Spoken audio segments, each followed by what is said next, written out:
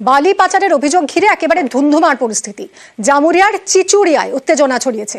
অজয় থেকে বালি পাচারের অভিযোগ করছেন এলাকার মানুষ এবং এই পাচারের চেষ্টার অভিযোগ তুলে এবার অবরোধ। আরো বিস্তারিত জানবো, দীপক রয়েছেন আমাদের সঙ্গে। দীপক, কাদের বিরুদ্ধে অভিযোগ, কারাই বালি পাচার করছে বলে স্থানীয়রা অভিযোগ করছেন? দীপকের সঙ্গে আবারও যোগাযোগ করবো। এই মুহূর্তে যে ছবিটা আপনাদের দেখাচ্ছি,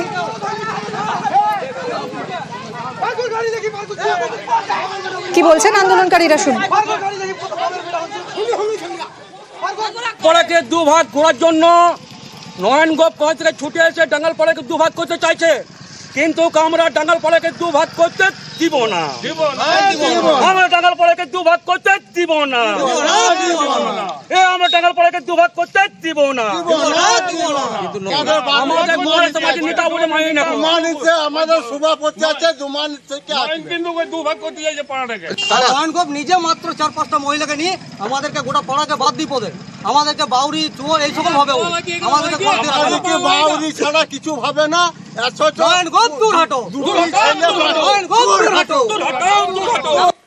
কথা বলবো দীপকের সঙ্গে। দীপক, এই যে অভিযোগ করছেন এলাকার মানুষ, এরা কি লিখিত অভিযোগ জানিয়েছে স্থানীয় প্রশাসনের কাছে? কোনো ব্যবস্থা নেওয়া হচ্ছে?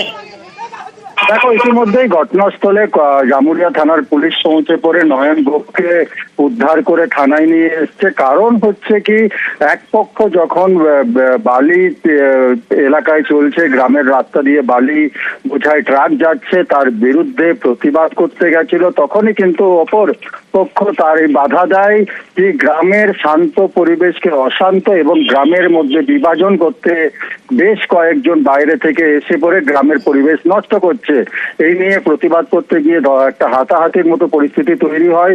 সেইখানে নয়ন গোপের উপরে যারা আজকে বালির বিরুদ্ধে প্রতিবাদ জানাচ্ছিল তাদের উপরে চড়াও হতে যায়, কিন্তু ঘটনাস্থলে জামুরিয়া থানার পুলিশ পৌঁছে গিয়ে যারা বিক্ষোভকারী ছিল, যারা বালির বিরুদ্ধে প্রতিবাদ করছিল, তাদেরকে উদ্ধার করে থানায় নিয়ে এসছে। যদিও এখনো কোনো পক্ষের পক্ষ থেকেই থানায় লিখিত অভিযোগ দায়ের করা হয়নি এবং স্থানীয় গ্রামবাসীদের দাবি কি যে বালু যাচ্ছে গ্রামের রাস্তার উপর থেকে, তার সমস্যা হচ্ছে গ্রামের সমস্যা, বাইরের লোকজন এসে গ্রামে বিভাজনের শুরু করেছে।